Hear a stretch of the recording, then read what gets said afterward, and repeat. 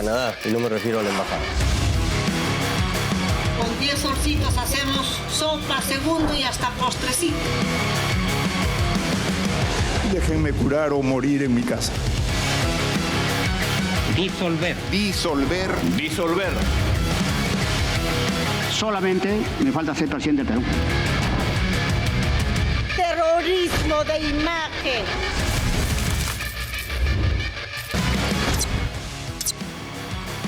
Hola, buenas noches, ¿cómo están? Yo soy Carlos Paredes y estaré reemplazando a Augusto Zonda, es solo por hoy. Mañana el gringo estará de vuelta en la conducción de Contracorriente. Vamos a empezar de inmediato el programa con un tema que ha escandalizado al país entero. Una diligencia de la Fiscalía Anticorrupción en las oficinas de IDL Reporteros en el año 2018 logró registrar una prueba inequívoca del omnímodo poder de Gustavo Gorriti en el Ministerio Público. El fiscal adjunto Rodrigo Ruruch había llegado hasta esa casona San'isidrina donde funcionaba la oficina de Gorriti y también la redacción del portal IDL Reporteros para pedirles que colaboren con el Ministerio Público entregando audios de carácter delictivo que previamente el portal que dirige Gorriti ya había publicado como parte de una saga a la que llamaron el escándalo de los cuellos blancos del puerto. Gorriti, que en ese momento, cuando llegó el fiscal, no estaba en su oficina, a los pocos minutos llegó en compañía de Rosa María Palacios, irascible, ¿no? Incómodo por la presencia de los policías y el fiscal adjunto, e incluso malcriado. Y pidió que se detenga la diligencia y además les advirtió que había hablado con el entonces fiscal de la Nación, Pablo Sánchez, para que ordene a su subordinado se pare con esta diligencia. Y efectivamente ha quedado registrado en video cómo Pablo Sánchez llama al fiscal adjunto que estaba en ese momento realizando la diligencia y le ordene que pare. Esto, señores, en la legislación peruana actual es un delito contra la administración de justicia.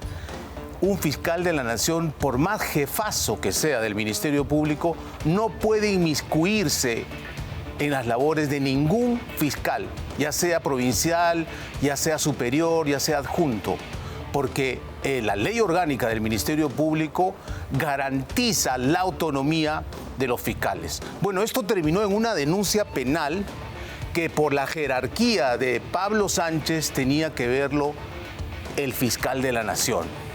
Lo acaba de resolver la fiscal Delia Espinosa. ¿Y qué ha hecho?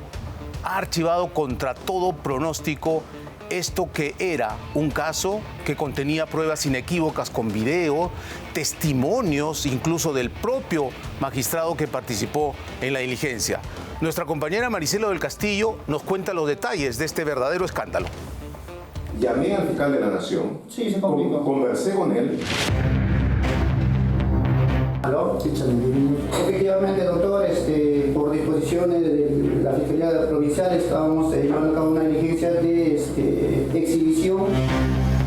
Solo bastó una llamada para que el hombre más poderoso del Ministerio Público dé la orden de obedecer las exigencias de Gustavo Gorriti.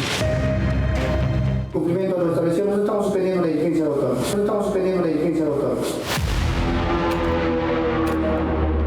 Esta noche en Contracorriente, detalles del escandaloso blindaje al ex fiscal de la Nación, Pablo Sánchez Velarde, investigado por obstrucción a la justicia en medio de la obediencia religiosa al director de IDL Reporteros, el omnipotente Gustavo Gorriti, el Envogen. Bueno, esto, ¿qué pasa? ¿Es un estado policial o qué cosa? Buenas tardes. El 10 de julio del 2018 se llevó a cabo en el marco de las investigaciones de los CNM Audios la diligencia de exhibición voluntaria de documentos en el Instituto de Defensa Legal, encabezado por el fiscal adjunto Rodrigo Ruruch, quien no sabía que cumplir sus funciones finalmente le costaría el cargo. llamé al fiscal de la Nación, conversé con él y él me indicó que eso era algo inaceptable y cuando he hablado con el fiscal de la Nación, él aceptado. Entonces, él aceptado y entiendo que como resultado de eso le he llamado. Esta es la prueba irrefutable captada en video de la injerencia del director de IDL Reporteros en el Ministerio Público.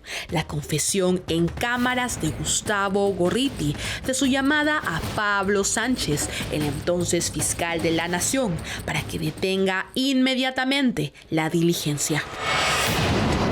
Todo indica que la sobrereacción en IDL Reporteros no era por los audios ya publicados, por los que iba el fiscal Rurush, sino por los otros miles de audios que fueron administrando interesada y políticamente a lo largo de estos años.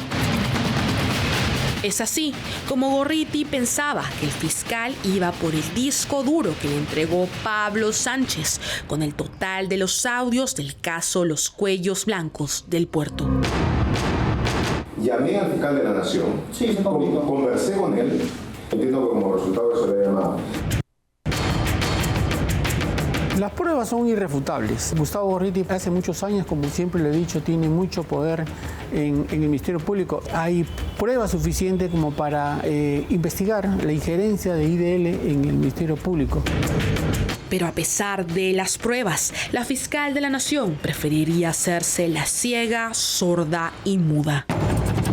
Esta es la disposición fiscal firmada por Delia Espinosa el 27 de enero último, donde dispone que no hay mérito para formular la denuncia constitucional contra Pablo Sánchez por obstrucción a la justicia. Esta disposición de la fiscal de la Nación, ¿qué representa? La impunidad. Mismo Gorriti indicó en la misma reunión que se había comunicado con el fiscal Pablo Sánchez para que suspendieran la diligencia. Inmediatamente me dijo, suspende inmediatamente la diligencia. Al tratar de explicarle, me dijo textualmente, el fiscal Pablo Sánchez Velarde, fiscal de la Nación, me dijo, te estoy diciendo que suspendas inmediatamente la diligencia o atente a las consecuencias. Y eso se va a poder escuchar claramente en la grabación.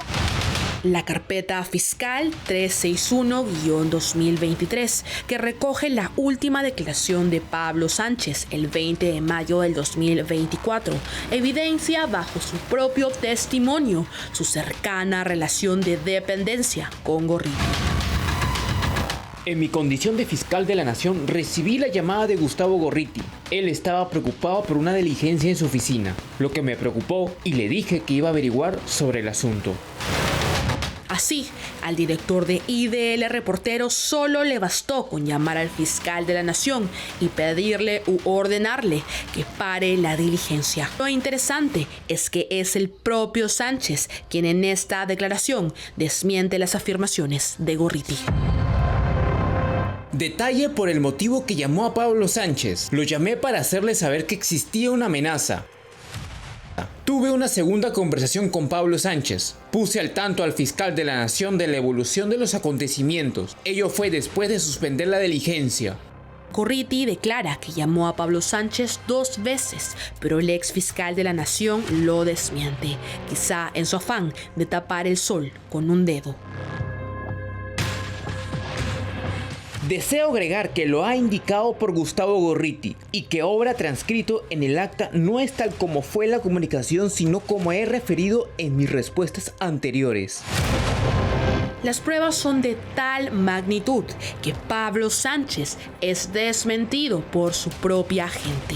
Es el caso de Janet Talavera, quien confirmó que el comunicado emitido por el Ministerio Público, en el que la institución pide disculpas a IDL por las incomodidades surgidas en la diligencia, fue aprobado por el mismo Pablo Sánchez.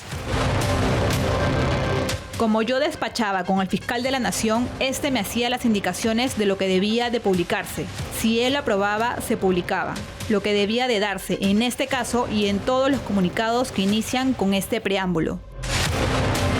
Sin embargo, para la fiscal de la Nación, Delia Espinosa, no hay delito alguno, ni siquiera falta leve. Por eso decidió archivar preliminarmente esta escandalosa intromisión que el Perú entero ha visto por televisión. Definitivamente aquí hay muchos conflictos de intereses. Delia debió inhibirse de pronunciamiento de esta decisión. Pablo Sánchez fue uno de los partícipes de la Junta de Fiscales Supremos quien la eligió como fiscal de la Nación. Él, y al igual que su socia, amiga y compañera de todo, Zoraida Ábalos Rivera. Estas son las pruebas en video, documentales y testimonios de la llamada que muestra que Pablo Sánchez obstruyó la acción de la justicia obedeciendo órdenes de Gustavo Gorriti. ¿De qué se trata todo esto? ¿Otorongo no come otorongo en el Ministerio Público? ¿O es que la doctora Delia Espinosa le está pagando el favor a su colega, a su antecesor Pablo Sánchez, del voto que emitió en la Junta de Fiscales Supremos para que ella finalmente se erija, salga elegida como la flamante fiscal de la Nación? Lo que queda claro es que hay por lo menos contradicciones entre los propios investigados. Gorriti dice una cosa, Pablo Sánchez dice otra, y Annette Talavera es categórica al decir que Pablo Sánchez le ordenó, porque ella era jefa del área de comunicaciones, de que se escriba un texto en la cuenta oficial de X, ex Twitter, del Ministerio Público, para pedir disculpas al poderoso IDL Reporteros. ¿Y de qué se trataba? No era, como dicen, una intromisión, un allanamiento sin orden judicial, para nada. Era una simple diligencia voluntaria de exhibición, en donde en la redacción de IDL Reporteros, ¿por qué? Porque los fiscales que estaban investigando este escándalo de corrupción querían tener de primera mano los audios que previamente, que ya había publicado Gustavo Gorriti en su portal IDL Reporteros. ¿Por qué sobrereaccionó Gorriti y su amiga Rosa María Palacios? Porque quizá pensaban que el fiscal Rodrigo Rurruch estaba yendo por el grueso de los audios que Gorriti había recibido de su amigo, de su adláter, ¿no? El fiscal de la Nación. Audios que él ha ido administrando interesada y políticamente en todos estos años. Recuerden que esto es del 2018.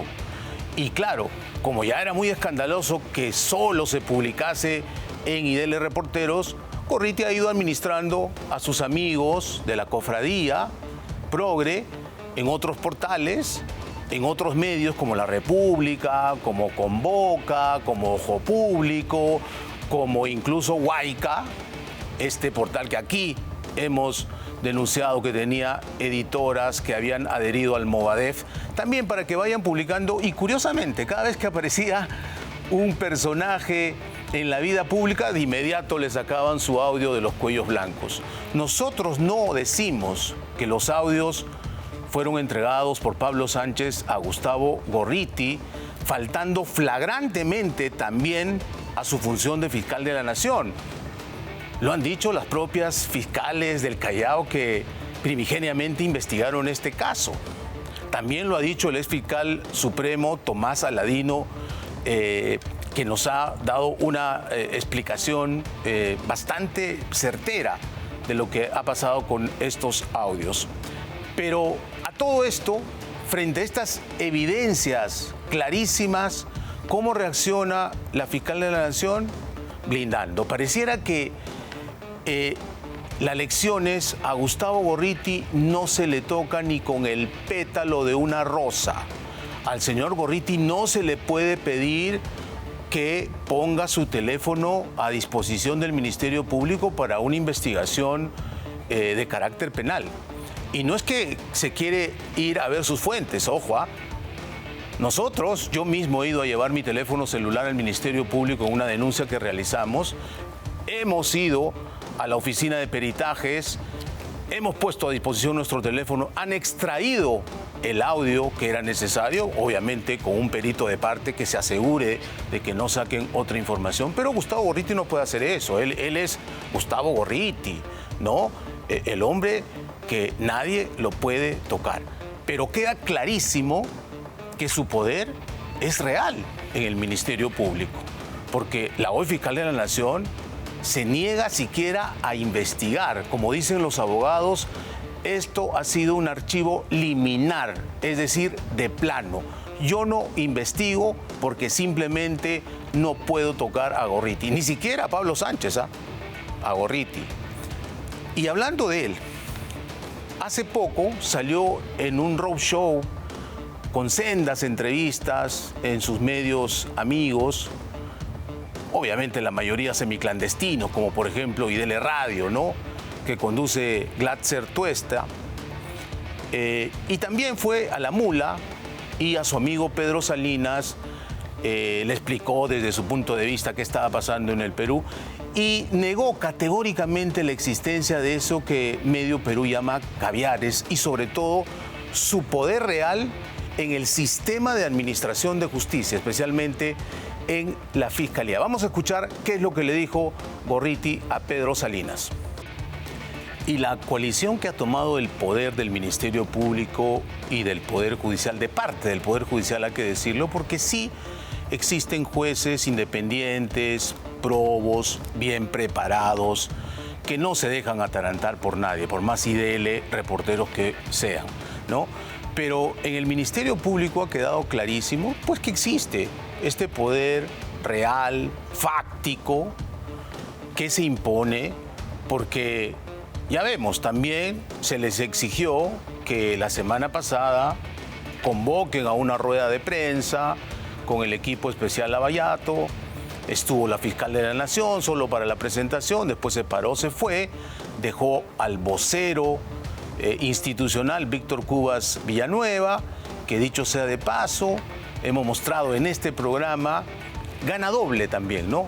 Gana una pensión como fiscal en retiro, fiscal supremo ya jubilado, y gana también como vocero, obviamente en su contrato administrativo de servicios, su CAS, que es 12.000 soles al mes, nada menos. Pero lo curioso es que Delia Espinosa le ha pagado por una sentencia judicial, probablemente laboral, que él puso contra el Ministerio Público, pero así como Cubas Villanueva ganó un proceso laboral contra el Ministerio Público, hay muchísimos más fiscales, conocemos varios, pero que no han tenido la suerte que les paguen de inmediato, como lo ha tenido Víctor Cubas Villanueva. Y esto es paradójico porque la propia fiscal de la Nación acaba de denunciar constitucionalmente a varios congresistas, ex militares, un ex policía o policías en retiro, o militares en retiro, que tienen su pensión, ojo, que es un derecho adquirido, que no es un sueldo, y tienen además su emolumento como congresista de la República. Ella dice que eso es inconstitucional, que eso viola la norma. ¿Ok? ¿Y por qué no empezamos en casa?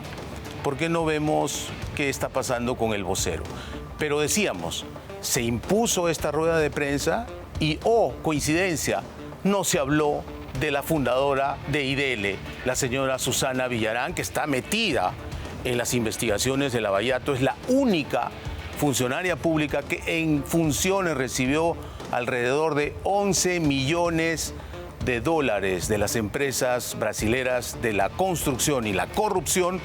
¿Para qué? Para entregarles los peajes que hoy sufrimos todos los usuarios, ¿no? Los peajes de la corrupción, y ella bien gracias en su casita. ¿Cuándo empezará el juicio? No sabemos. Debe ser de aquí al próximo año. El Poder Judicial, de boca de su presidenta, la doctora Tello, ha dicho, no, es que eso es porque cambiaron las leyes. Por favor, hace 8 años, las leyes cambiaron hace 2 meses, por si acaso. Bien, la que no se ha quedado callada también con este tema de los caviares es Rosa María Palacios. Esta es la interpretación que ella le da, muy breve, pero vamos a escucharla. Yo no he escuchado ninguna estigmatización racial cuando hablamos de caviares. No conozco varios caviares que son marrones, por si acaso. Así que, Rosita, no estás tan acertada en tus comentarios, ¿no? Pero bueno, nosotros vamos a seguir investigando en este programa porque nos hemos propuesto poner en evidencia a todos los magistrados, sean fiscales, sean jueces, que no estén cumpliendo con su trabajo. Su trabajo es defender la legalidad, su trabajo es administrar justicia de manera imparcial, de acuerdo a ley, no como esa sala de la Corte Suprema a la que pertenecía la doctora Tello, que estaban utilizando una norma derogada para resolver una casación.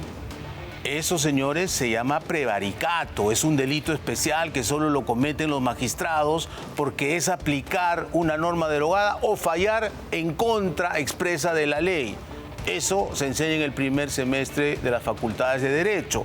¿Cómo es posible que un magistrado que llegue hasta la máxima instancia, es decir, hasta la Corte Suprema, esté con estos temas? Y ojo, ahora han venido con otra interpretación auténtica, que en verdad no fue que se aplicó esa norma. Estamos haciendo una investigación exhaustiva sobre más resoluciones de esa sala y estamos encontrando sorpresas. Pronto les vamos a mostrar en un reportaje de investigación. Bien, vamos a hacer una brevísima pausa comercial, pero cuando regresemos aquí en Contracorriente, tenemos la segunda parte de la espectacular investigación de Thaís Casalino sobre qué está pasando en Lambayeque y sobre todo con su gobernador Jorge Pérez Flores, que ha decidido, todo indica, renovarle la concesión a la probadamente corrupta Odebrecht por 10 años más para que manejen la represa de Olmos. Regresamos con eso y mucho más. Y aquí en Lambayeque la corrupción está desbordada. ¿Es cierto que se quiere lanzar para presidente? No. ¿Se reunió usted o no con el presidente Castillo en Zarratea? Me he reunido con el presidente Castillo en Zarratea. En su despacho. No en Zarratea. ¿No hay video de Zarratea? Sí, pero no me he reunido con... ¿Por qué ingresó a Zarratea entonces? Porque tenía que tener una reunión no hay con ningún... una persona y no hay ningún conflicto de interés.